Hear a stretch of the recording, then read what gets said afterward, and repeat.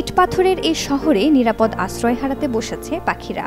আগের মতো শোনা যায় না পাখির কলতান।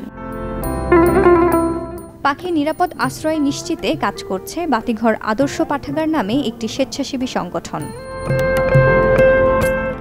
টাঙ্গাইল শহরের পৌর উদ্যান সহ আশপাশের এলাকায় গাছে গাছে বসানো হচ্ছে মাটির হাড়ি, যার দুই দিকে বড় দুটি মুখ সহ আছে ছোট ছোট ছিদ্র।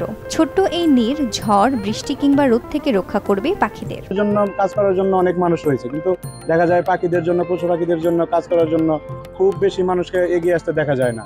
সেজন্য আমরা চিন্তা ভাবনা করলাম যে আমরা যদি এটা করতে পারি, এমন যে পাখি যেভাবে উপকৃত হবে সেভাবে দেখা যাবে যে অনেক মানুষ এটা দেখে উদ্বুদ্ধ হবে, এগিয়ে আসবে। মূলত এখানে এসেছি পাখিদের কথা চিন্তা করে।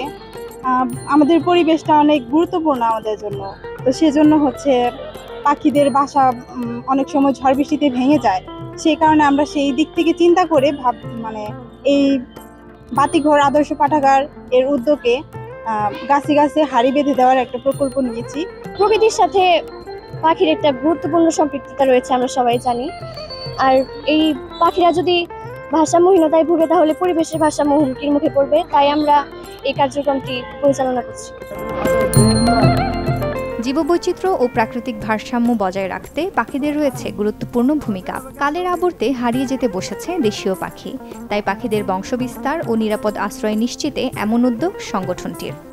ভিত্তি করা যায়, পাখিদের দেখা যায় প্রজননের সমস্যার কারণে, প্রয়োজনীয় আবাসস্থলের কারণে পাখিদের সংখ্যা দিন দিন কমে যাচ্ছে। আমরা যদি এই পাখিদের আবাসস্থল তৈরি করতে পারি, তাদের প্রজনন বৃদ্ধি পাবে, সংখ্যা বৃদ্ধি পাবে। এর কারণে আমাদের ফসলের যে পরাগায়ন হয়, ফুলের পরাগায়ন, ফসলের পরাগায়ন, সেগুলো বৃদ্ধি পাবে।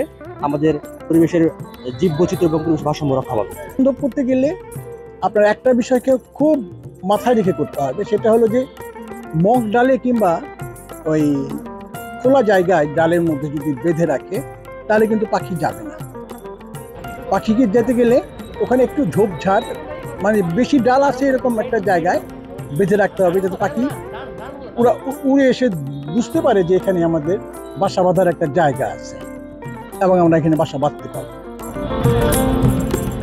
দোয়েল, শালিক, ঘুঘু, চড়ুই সহ দেশীয় নানা প্রজাতির পাখির নিরাপদ আশ্রয়ের জন্য বসানো হয়েছে অর্ধশতাধিক মাটির হাড়ি।